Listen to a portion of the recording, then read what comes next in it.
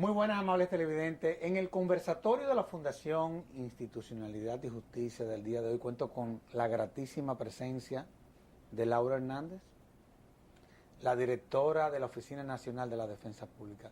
Laura, en nombre de la Fundación, gracias por haber correspondido en esta ocasión una vez más a la invitación al conversatorio de la Fundación Institucionalidad y Justicia. Así que muchísimas gracias.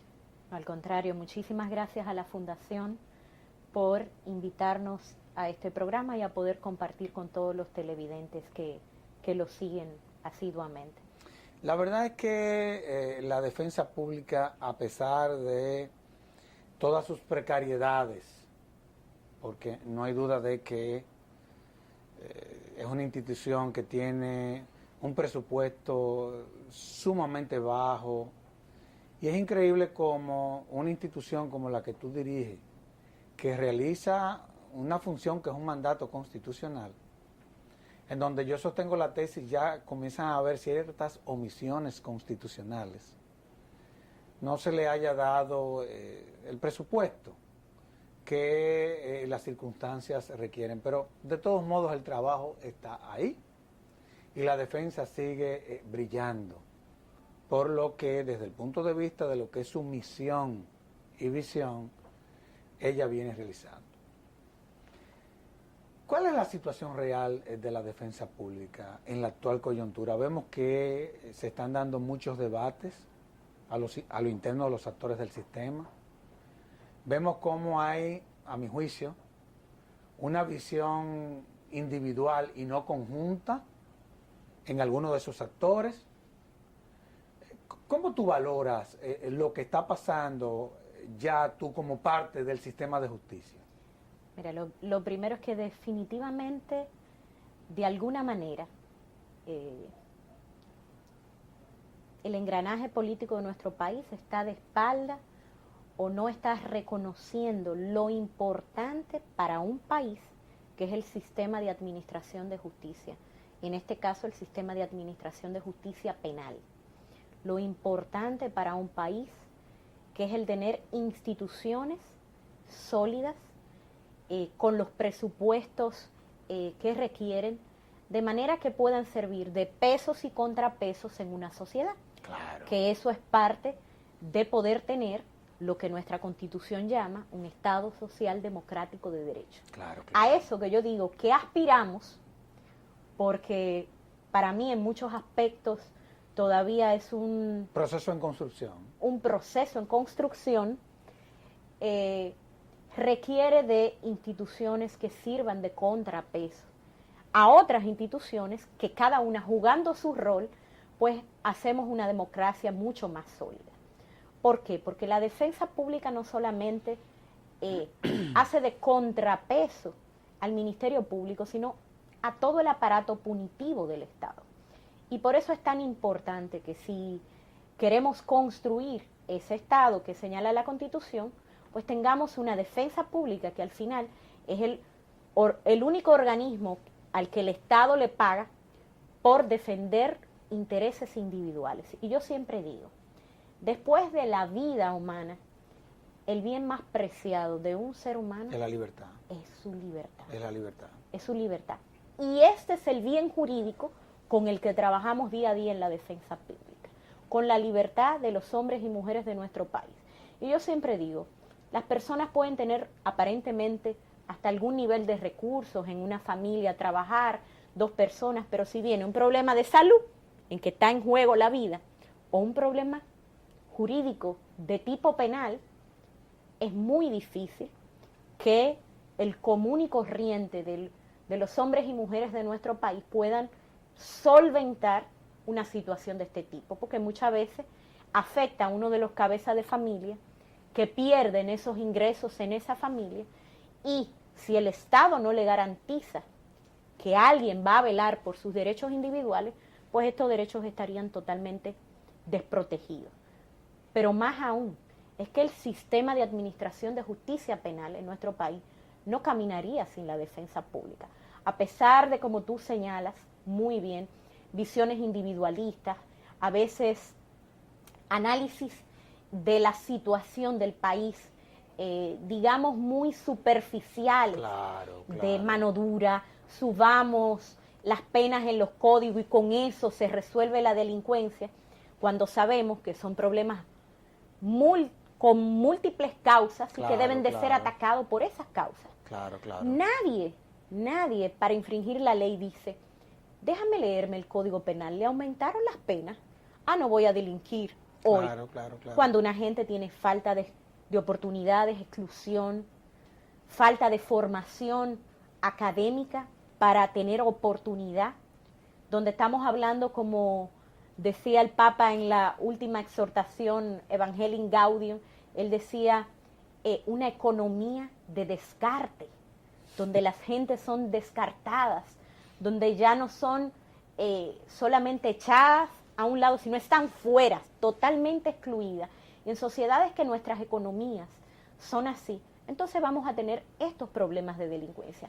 Y el derecho penal, yo siempre digo, interviene a posteriori, no a priori. Claro, las claro, causales claro, claro. de los índices de delincuencia. Intervienen, no previenen. Así es. No previenen. Así es. Ahora, no, y la verdad es que a uno que habiéndose relacionado con cómo se vienen desarrollando los diversos actores que conforman el sistema de justicia, a mí a veces me desanima ver cómo precisamente por esos niveles de educación en los cuales nos encontramos, que son muy bajos, muchas veces vemos cómo, aprovechándose de esa situación, quieren desde el Estado plantearle como solución el aumento de la pena. Es partiendo de esa condición que quieren entonces presentar como solución eso. Ahora, no hay duda de que ser defensor público no es una tarea fácil. Por ejemplo, hay sectores de la sociedad que no entienden aún la labor de un defensor. No es lo mismo tú, por ejemplo, defender a la víctima, siendo víctima de un caso que genera cierto sensacionalismo.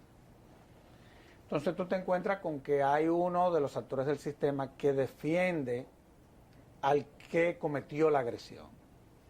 Y muchas veces la sociedad no valora esa labor de los defensores. Y más, muchas veces hasta se critica sus altos niveles de formación, de cómo es posible que los defensores que están defendiendo a los imputados, a quienes cometieron los hechos, cómo es posible que muestren mayores niveles de formación que quienes están defendiendo la víctima. ¿Cómo ustedes viven y conviven con esa visión? Mira, lo primero, ¿Es así como te lo estoy planteando? Sí, es así. Pero eso es muy cruel. Es aún peor, nos llaman los defensores de los delincuentes. Tú por lo Uepa. menos usaste la palabra técnica de los imputados. Pero el problema... Pero es que yo no le puedo llamar a delincuente a una persona que ni siquiera en contra de ella pese una sentencia definitiva. Yo no tengo derecho a hacer eso. Así es, pero yo creo que ahí los medios juegan un rol muy importante y pueden hacer una enorme labor educativa en cuanto a comunicar adecuadamente esto. Hay una falsa percepción en nuestra sociedad de que alguien que es acusado de un hecho, no hay que garantizarle sus derechos. Evidentemente, usted piensa así hasta que ¿A usted le toca? le toca a usted A un o le toca familiar. cerca. Entonces ahí sí, evidentemente, la persona quiere que se le garanticen sus derechos, ve como bueno la garantía de los derechos y no nos damos cuenta. Además, no todos los acusados son culpables. Así Por es. Dios. Pero aún aquellos que sean culpables, una sociedad, para tener pesos y contrapesos, Claro, requiere claro. que se defiendan sus derechos. ¿Por qué? Porque esto es lo que va a hacer más sólida nuestra democracia. Pero lo más grave de todo esto es que también tenemos esa percepción porque hay que seguir fortaleciendo las instituciones. La defensa pública en otros países, en este momento yo soy la actual coordinadora de la Asociación Interamericana de Defensorías Públicas, que me honro en presidir. y que ya entregaré mi mandato en junio de este año. Aquí, siendo la defensa pública más pequeña del mundo. así es, una de las más pequeñas. No, tiene que ser la más pequeña porque tú cuentas con unos 120 y tantos defensores. Sí. Y las demás defensorías... 123 defensores y 22 coordinadores. No, es la más pequeña del mundo. Sí, es la más pequeña. Y debido, digamos... Perdón, pero es la que más casos conoce, está bien, y eso lo vamos a ver ahorita. No es la que más caso conoce, pero sí, nosotros somos una defensa que a nivel latinoamericano, pues se ha ponderado nuestro modelo en República Dominicana, tal vez porque llegamos después, pudimos ver otras defensas públicas. Claro, eso es una ventaja. Y eso es una ventaja cuando llegamos a los procesos más tarde, pues uno aprende de las experiencias, de los fracasos de otras instituciones. Y en la Asociación Interamericana que me honro en presidir, pues la mayoría de las defensas públicas han ido evolucionando. ¿Qué quiere decir? No es defensa solamente de imputados, es defensa de grupos vulnerables. Por ejemplo, en materia laboral, debieran de haber defensores. Claro. Porque eso tiene una connotación Te puedo social. hablar Argentina, Brasil, Uruguay, Paraguay, una serie de países donde atienden todas las materias, donde una persona viene, si es imputado, evidentemente el derecho de defensa es el derecho que asiste a los imputados, pero está toda la rama de la asistencia legal gratuita a grupos vulnerables, Claro. en los que entran las víctimas, materia laboral, materia agraria, como le llaman en otro país, o lo que sería tierra. ¿Por qué? Porque alguien puede tener un derecho, pero si tú no tienes recursos, ¿cómo los reclamas realmente en justicia? No, yo te mencionaba la materia laboral, porque la verdad es que muchos de los grandes abusos que se cometen en el ejercicio de la profesión y desde el ejercicio de la profesión es precisamente en esa materia. Yo creo que la defensa pública pudiese, eso lo estoy diciendo yo no te quiero meter a ti en ese debate, adecentar en determinadas ramas el ejercicio de la profesión. Honestamente te lo digo porque de los más grandes escándalos que se dan ejerciendo la profesión de derecho se da precisamente en la materia laboral. Y yo creo que, no te creas, no es mala idea. Yo como miembro del Consejo Nacional de la Defensa Pública, yo creo que ese es un tema que lo vamos a tener que poner en agenda. Bueno, nosotros de hecho tenemos hace un año y pico trabajando, hicimos un estudio que presentamos al Ejecutivo y yo creo que debemos discutirlo en el Consejo de la Defensa Pública y tratar de buscar el apoyo que no hemos obtenido todavía del Ejecutivo, de que si queremos construir este Estado social democrático y de derecho, debería la defensa pública pues ir incursionando en otras materias. Porque una de las críticas, como tú señalabas, que nos hacen, que me han hecho a mí congresistas, por ejemplo, mis... Es que están demasiado bien preparados. Laura, es que son muy buenos, pero ¿y la víctima? Y yo le digo, pero en las manos del Congreso está de que se asignen recursos económicos a la defensa pública para atender esa materia. De hecho, la misma Constitución lo permite.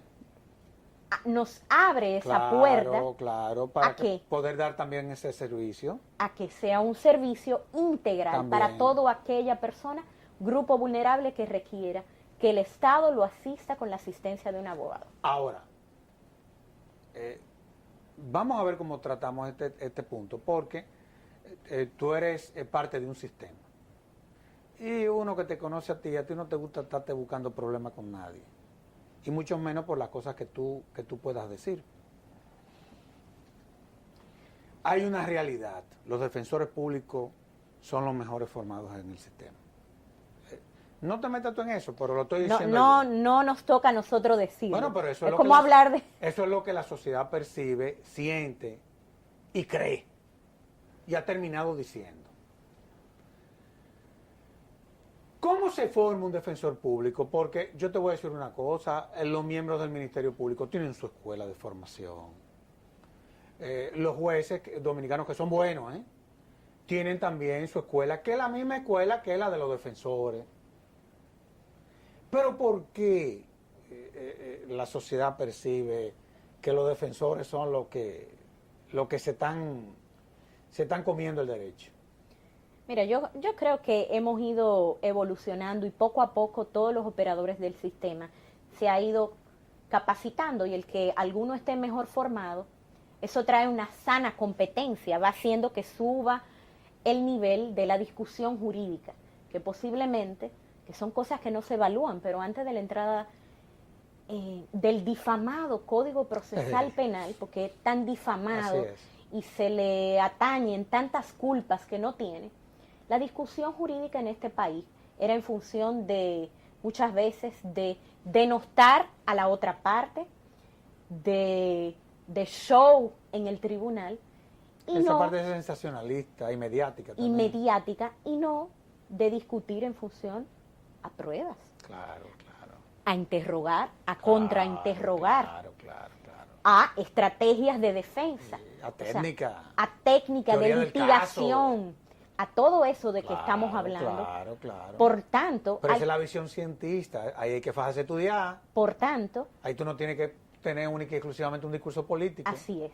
Por tanto, y eso yo creo que es por lo que muchos critican tanto el código. Yo creo que hay personas que regresaron a cero y que le es muy cuesta arriba ver un muchachito, una muchachita joven que tienen mejores técnicas de litigación que gente que estaban acostumbrada a que con show y con su nombre en el tribunal era una licencia para matar.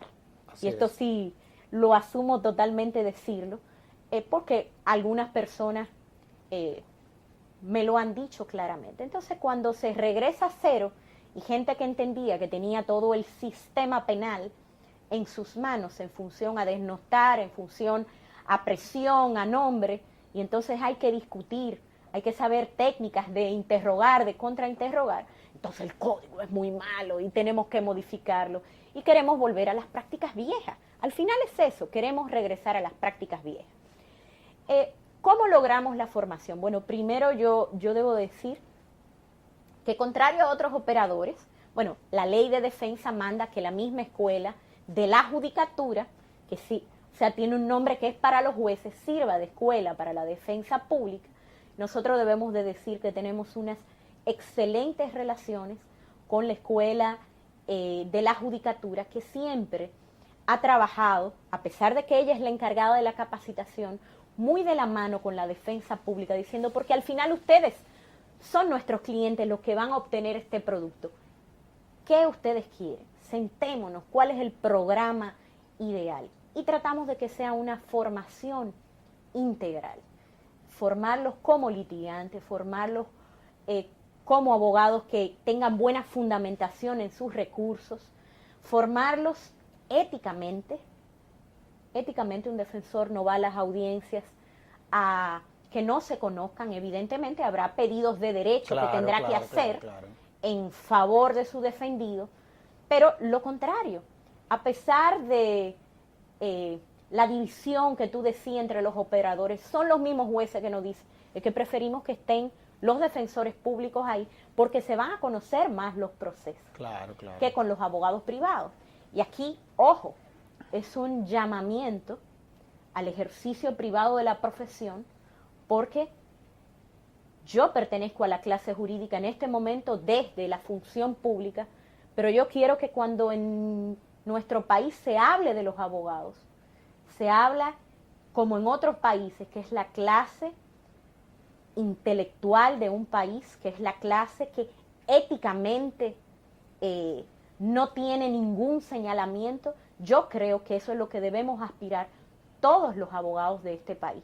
Y también porque yo quiero que todos los imputados y luego todos los miembros de una sociedad estén asistidos por abogados públicos o privados, sientan que pueden confiar en el profesional, en el técnico que les está aconsejando y no que se tenga que cuidar del técnico que los está asistiendo. Y por eso yo pienso que aquí hay un llamamiento al ejercicio privado de la profesión, y yo pienso que en los últimos años nuestro colegio de abogados ha estado tratando de hacer algo por la clase jurídica. Nosotros desde la defensa siempre hemos apoyado al colegio de abogados, que es miembro del Consejo de la Defensa Pública, diciéndole cuando diplomado, cuánta capacitación requieran a sus afiliados en que la defensa pública participe, ahí estamos. Nosotros nos ofrecemos siempre a colaborar porque queremos adecentar, queremos mejorar, queremos subir el nivel de la clase jurídica en términos generales. Y volviendo a lo que estábamos diciendo de la formación, yo pienso que se debe evidentemente al trabajo de la Escuela Nacional de la Judicatura, que evidentemente, como decía, tiene esa apertura de hacerlo conjuntamente con la defensa pública, y también al seguimiento que en la defensa pública damos con la evaluación de desempeño, con la supervisión, con todo lo que es el área técnica de la institución, que hay que estar actualizando constantemente. O sea, aún a los defensores graduados pudimos procesal constitucional, hay que ir subiendo el nivel del ejercicio de la profesión y desde este lugar del ejercicio público de la profesión. Yo pienso que esto es una constante, hay que estar muy vigilante porque evidentemente todos los defensores pues funcionan en un sistema y hay que estar siempre muy vigilante porque corremos el riesgo de una institución que tiene un buen nombre de desacreditarse por, digamos, las inconductas de personas particulares dentro de una institución pueden empobrecer todo el nombre de ella, porque cuando se dice que alguien comete una inconducta, no se dice, nunca se dice del juez, ni del Ministerio Público, ni del defensor, se dice de toda la institución. No, y tú hablabas de las inconductas que no se limitan única y exclusivamente a cualquier acción indebida que pueda cometer uno de sus miembros, sino también que muchas veces una omisión es peor. Así es. Que el haber hecho una acción indebida. Ahora, tú decías que hay 123 defensores. Y 22 coordinadores. Perfecto. Pero cuando tú hablas de 22 coordinadores, dentro de esos 123... No, aparte, los coordinadores. Somos 143. Exactamente, okay. Ese es el número. ¿Cuántos casos se le someten al sistema penal? Promedio. O el año pasado, o en el 2012. ¿Llegan a 40,000 más o menos? Llegan a 40,000, 30 y pico de mil. Ok. ¿Qué porcentaje de los casos que se le someten al sistema penal lo asumen defensores? Mira, por ejemplo, el año pasado, específicamente 2003, analizando solamente de enero a septiembre, que es el número, las estadísticas que tenía el Poder Judicial, nosotros atendimos el 82% de todos los procesos. Laura, pues es la defensa que más casos conoce del mundo. No, tenemos defensas que conocen... ¿Más del 82%? Bueno, de los casos que se someten al sistema. En porcentaje no. Posiblemente tenemos uno de los porcentajes más altos. Digo que, por ejemplo, nosotros el año pasado atendimos unos 26,000 y pico de casos, pero hay defensorías públicas como Brasil, pero Brasil tiene 5,000 defensores públicos. Entonces, de por Dios. Atiende un número exorbitante de procesos. Te lo voy a poner de otra forma. Pero el promedio anual ha sido por encima del 75%.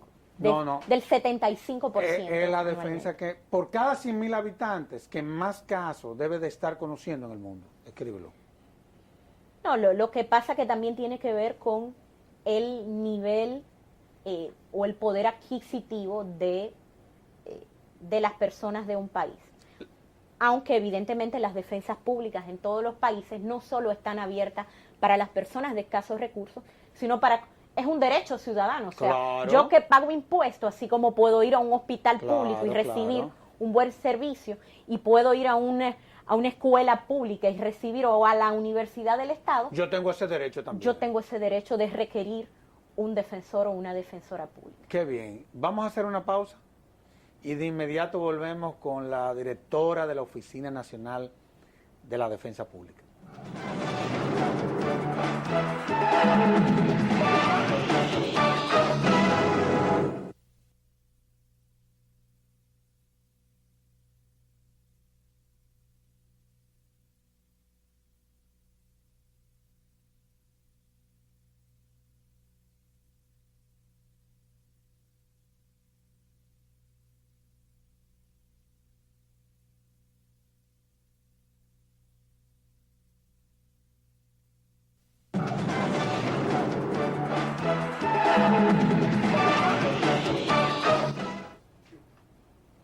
Laura, yo quiero seguir insistiendo en la defensa en el marco de ella como parte de un sistema.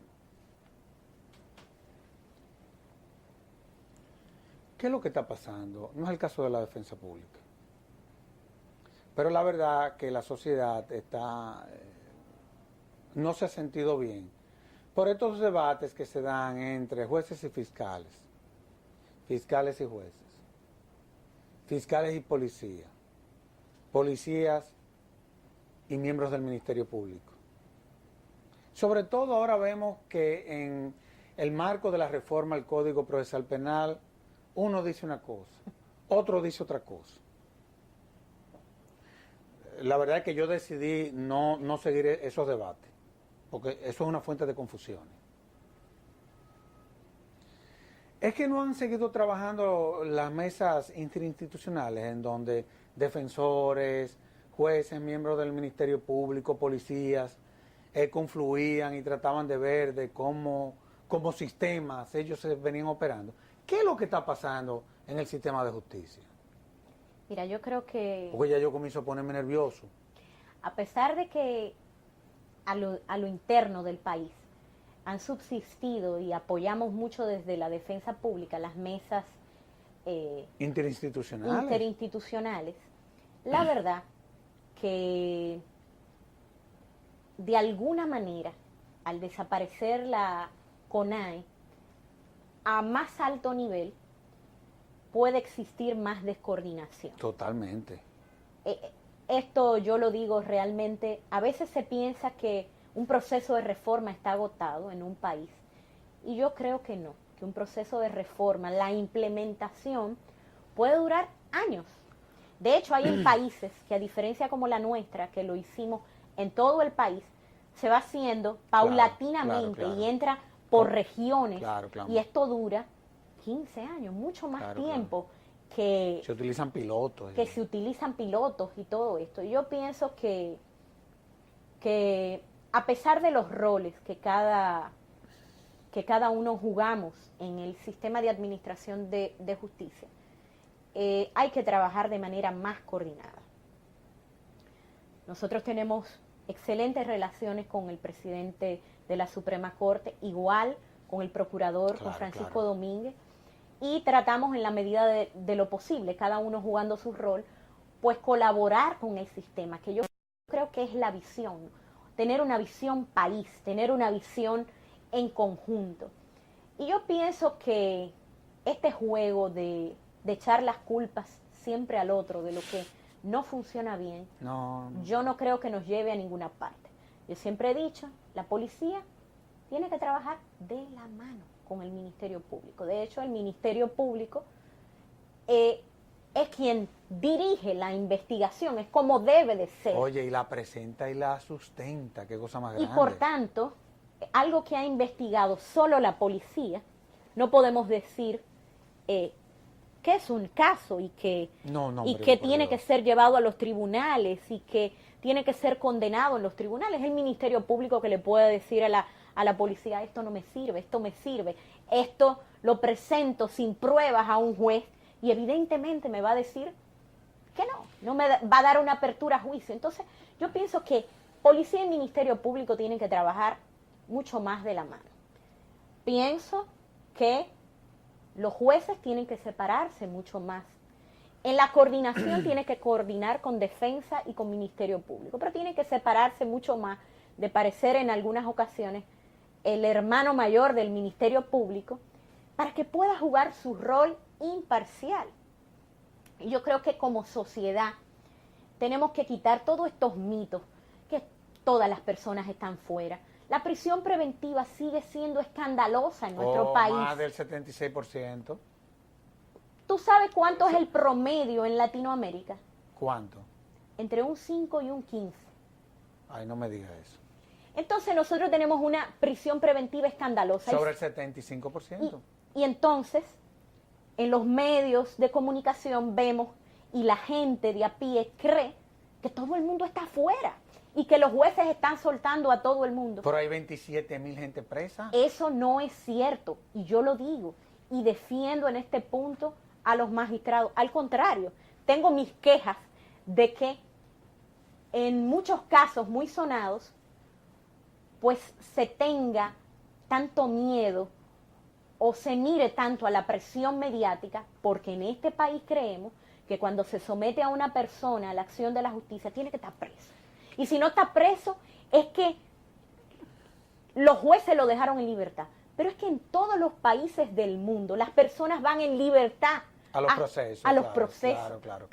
¿Quién le devuelve, por ejemplo, tantos casos que vemos a diario, que luego de un año en prisión preventiva lo descargan? Lo declaran inocente, ni siquiera que por insuficiencia de prueba, inocente. ¿Quién le devuelve a ese ser humano un año en prisión? Eso es lo que no vemos. No vemos que es mucho mejor, lo voy a decir, que un culpable esté suelto durante un año hasta que se le condene y vaya a prisión, que un inocente dure un solo día preso. Claro, o sea, es una falta de visión de lo que son los derechos humanos. Y lo que no entendemos es que jugamos muy duramente al de enfrente, pero el mundo es redondo. Y a veces estamos en un lugar y a veces estamos en el otro, o algún familiar nuestro, y entonces valoramos, como decíamos al principio del programa. Entonces, yo la verdad es que difiero categóricamente de que aquí estén sueltos todas las personas que son sometidas a la acción de la justicia, porque los números, no Laura Hernández Román, sino ni la defensa pública, los números lo hablan. Las prisiones están colapsando. Nosotros, por ejemplo, tenemos prisiones que tienen reclusos de todo el resto del país, porque ya las cárceles de esos lugares están abarrotadas. Están colapsadas. Entonces tenemos todas las cárceles colapsadas. ¿Y qué me dice alguna gente? Hay que construir más. No, es que tenemos que tener un sistema de justicia eficiente. No podemos darle prisión preventiva a todo el mundo. O otra modalidad que se usa y que tenemos ya años hablándolo, que es la garantía económica de imposible cumplimiento, que se convierte en una prisión preventiva. Y ya de esto yo estoy, como dijiste tú ahorita, hasta cansada, ya ni he vuelto a hablar de esto. Ahora. ¿Qué porcentaje de los casos que se le presentan al juez en cuanto a lo que tiene que ver con el conocimiento de medidas de coerción? ¿Qué porcentaje de los casos la medida de coerción de prisión preventiva, qué porcentaje es prisión preventiva? La mayoría de los casos, la mayoría. ¿Sobrepasa el 60%? Sobrepasa el 60%. Por eso es imposible. Sobrepasa. Por eso no hay sistema que resista. Entonces podemos la isla, llenarla de barrotes en la orilla de este lado de nuestra isla y convertirla en un gran recinto penitenciario, y llegará un momento que no van a caber. Cuando se conoce una medida de coerción, lo que se están discutiendo es qué pruebas se van a admitir, si el caso merece ser conocido en un juicio oral, público y contradictorio, a los fines de que se pueda probar o no la culpabilidad o no de esta persona. O sea, muy al principio del proceso. Y sin embargo, hay una errónea idea, y aquí tenemos que educar a las personas, que alguien que sale en fianza, alguien que sale con una medida de coerción distinta, como una presentación periódica, y se presenta al tribunal, no hay ningún problema. Debe de estar en libertad, incluso hasta por el costo para el Estado. O sea, llegará un momento en que va a ser inmanejable los costos de las prisiones. Como de hecho ya lo son. Ahora, Laura, ¿qué posibilidad hay de que en este debate sobre la reforma del Código Procesal Penal, y lo grande es que uno de los puntos que ha generado mayores controversias es el que tiene que ver con el aumento de los plazos? Así es. O sea, es querer hacer menos eficiente, todavía aún Así más deficiente a el sistema. Pero bueno, cada quien tiene su forma de ver la vida.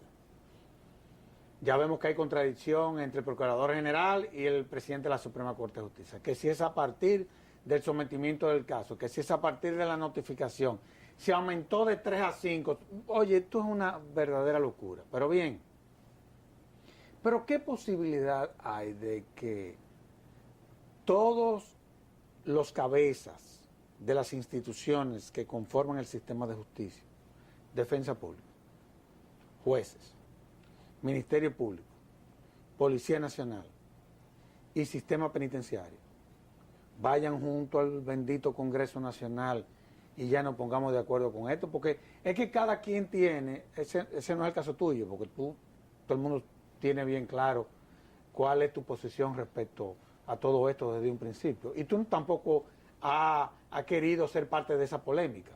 No, porque es que, como tú dices, llega un momento en que tú dejas de hablar porque parece que estás hablando a la pared. Y además que ya uno no es parte de esa lógica. Y uno, si se mete en ese debate, no va a haber forma de que uno pueda aportar algo a la solución de lo que uno entiende puede contribuirle al problema. Pero yo no sé, yo creo que el Congreso, yo lo decía la semana pasada, el Congreso yo creo que en vez de estar llamando de manera individual a cada uno de los actores, yo creo que va a haber que llamarlo para que todos juntos vayan al Congreso y todos ahí ver de qué forma ya nos ponemos de acuerdo, que hagamos esa mesa interinstitucional que no se ha podido hacer a nivel de las cúpulas. Bueno, porque la hagámosla entonces a puerta cerrada a lo interno del Congreso. Yo creo que sería ideal. Mi posición siempre fue que es muy prematuro. Evidentemente, toda norma jurídica es perfectible, es mejorable. Por Dios, claro. Ahora, yo creo que queremos hacer una reforma cuando todavía hay cosas que mejorar en las instituciones. Claro, claro. Y mientras más aumentemos los plazos, más ineficiente la vamos a hacer. Y cuando esos plazos no sean suficientes, vamos a volver otra vez a modificarlo. Para aumentar los plazos y convertir el sistema en más ineficiente y más caro para la sociedad. Porque el costo de los procesos, mientras más larga data o más duración, evidentemente estamos hablando cuánto cuesta al Estado pagarle a la defensa pública, a los defensores, al Ministerio Público que interviene, a los jueces, a todo el personal que interviene en la logística de un proceso, y querer seguir aumentando plazos no va a ser más eficiente a las instituciones.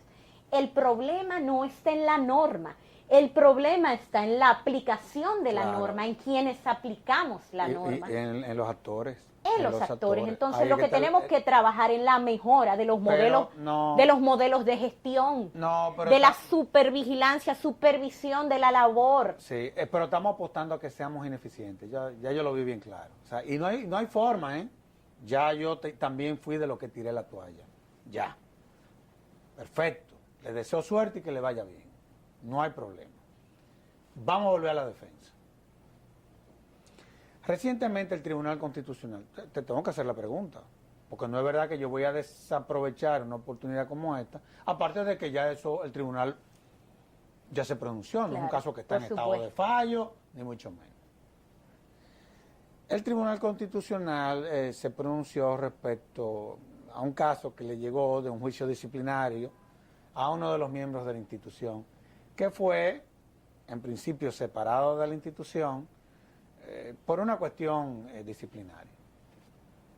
Yo no sé, pero hay lo que hay que volver a conocer el caso. ¿Cuál es tu visión?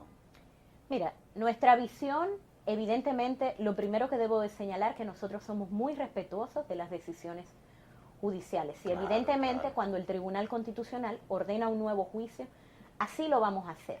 Realmente lo hace en un amparo en el Tribunal Constitucional que se había interpuesto con el Tribunal Superior Administrativo. Pero quiero señalar lo siguiente. Este proceso es el único caso en que la defensa pública ha destituido un defensor o una defensora. Por lo tanto, nosotros no somos una institución que tiene cacería de brujas contra sus miembros. Claro. Y además, ¿para qué vamos a salir de gente bien formada que tenemos Claro. en nuestra institución, luego que le ha costado dinero al Estado. Eso es lo primero. En este caso, es un caso que comienza por dejar en estado de indefensión a 39 usuarios de la defensa pública. Este caso fue a primera instancia y un proceso disciplinario debe de durar, puede ser 3 audiencias, entre la preliminar, la de fondo.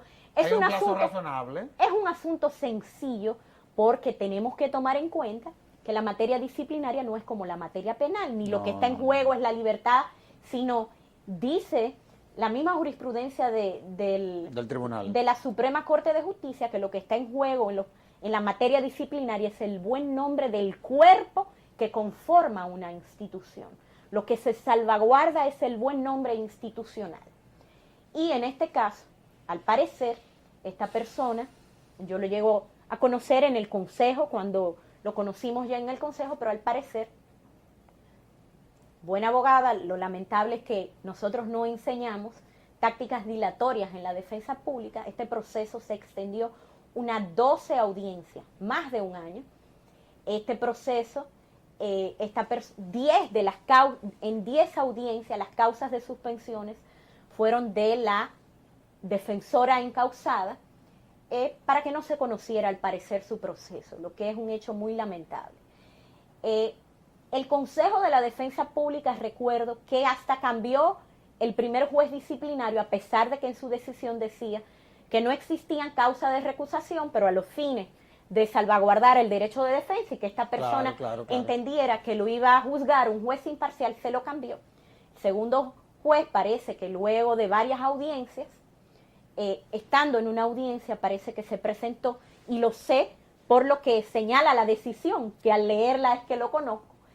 Hubo un escándalo en la audiencia, tuvo el juez que llamar, en la defensa pública no hay policías, a la fiscalía, policías, para que se pudiera conocer esta audiencia disciplinaria, y debido al escándalo, para que los ánimos se calmaran, al abogado de la encausada le dice: vamos a dar un pequeño receso, unos 10 minutos, pero esta audiencia hoy se conoce. O sea, les rechazó, parece, todos los incidentes, y parece que cuando debía conocerse la audiencia, la persona regresa o no regresa y envía un certificado médico. El juez disciplinario entendió que la persona no tuvo ninguna muestra, no fue que se recesó, como se ha dicho incluso en los medios de prensa, porque la persona tenía un problema de salud, sino fue porque hizo un escándalo para que no se le conociera su proceso. Claro. Y parece que la juez conoció el proceso. La ley de defensa dice que si una persona ha sido debidamente citada, se puede conocer en su ausencia, porque si no, mira la diferencia. En materia penal, ¿qué sucede cuando una persona no viene a su audiencia? Se le da una conducencia. Y en materia disciplinaria, entonces, una persona puede dejar, yo juego a que prescriba mi caso, no asistiendo o interviniendo con tácticas dilatorias. Bueno, esa decisión de ese juez disciplinario, ella recurrió ante el Consejo de la Defensa Pública, quien reconfirmó la decisión. Claro. Reconfirmó el despido de esta persona. No obstante a esto, esta persona recurrió al Tribunal Superior Administrativo, quien le da ganancia de causa por el tema del certificado médico. Yo creo que en este país, en algún momento, tendrán que ser sometidos a la acción de la justicia algunos médicos por falsedades en algunos certificados. Porque yo no entiendo cómo a tantas personas le dan certificados estando muy sanos. Pero, aún así, la defensa pública es respetuosa de las decisiones y, de hecho, según me han informado, el miércoles que viene, miércoles que estamos a día, creo que, en una semana, el proceso disciplinario a la ex defensora pública o a la defensora pública Luisa Testamar comenzará en primer grado, porque lo grande es que el Tribunal Superior Administrativo retrotrae el caso a primer grado, desconociendo la decisión del Consejo de la Defensa. Y esto sí es peligroso, que desconozcamos la institución por dentro y que eso venga en detrimento de las instituciones. Pero por supuesto, ahora yo lo que espero que esta persona asista y se conozca, claro, se defienda. Sobre la base del debido proceso. Sobre la base del debido proceso. Y preservándole todos sus derechos fundamentales. Garantizándole su derecho de defensa, pero evidentemente que se conozca de nuevo el proceso. Porque nosotros en la defensa pública siempre enseñamos, formamos a nuestros defensores y defensoras a estar prestos para el conocimiento de las audiencias y no así usar tácticas dilatorias o triquiñuelas que distinguen tal vez a otro abogado, pero nunca han distinguido a la defensa pública. Y yo me imagino que Luisa Testamar pues va a hacer honor a la formación que ha recibido, y ya que el Tribunal Constitucional pues ha ordenado esta nueva oportunidad para que se conozca su proceso, pues ella vaya y este proceso se conozca en el plazo razonable más corto posible, porque la materia disciplinaria es una materia administrativa. Totalmente. Bueno, así lo ha señalado inclusive hasta el propio TC, el propio Tribunal Constitucional. Ahora, el tiempo se está agotando. Y yo insisto en que la defensa pública de la República Dominicana es la defensa que en mayores casos conoce del mundo. Tú y yo no nos vamos a poner de acuerdo ahí, pero yo estoy totalmente seguro de que eso es así. ¿Cuántos defensores públicos hacen falta? Nosotros necesitaríamos un mínimo de 400 defensores. Mínimo. Y somos 143. Así es. Es decir, que nos están haciendo falta unos 250 Así defensores. Así es. Oye, pero yo, honestamente, yo a veces me desaliento en todo esto. Uno tiene unos años tratando de ver cómo las instituciones del sistema se pueden fortalecer. Pero los políticos, soy yo que estoy hablando, no terminan de entender de que las reformas cuestan dinero. Así es. De que hay que meterle dinero a esto. Y me preocupa todo esto porque estoy viendo de que ya la ciudadanía comienza a tener una percepción muy negativa del sistema de justicia, de los jueces, de la policía, del Ministerio Público. Y eso sí me preocupa porque cuando una sociedad pierde la fe en su justicia, eso es fatal. Y afecta a todo, hasta la economía de un país, que es lo que no nos damos cuenta. Todo. La verdad es que quiera Dios que en el denominado presupuesto complementario podamos subsanar el daño que le hemos hecho por no haberle asignado a estas instituciones los fondos que ellas requieren. Laura, es increíble, el programa se terminó.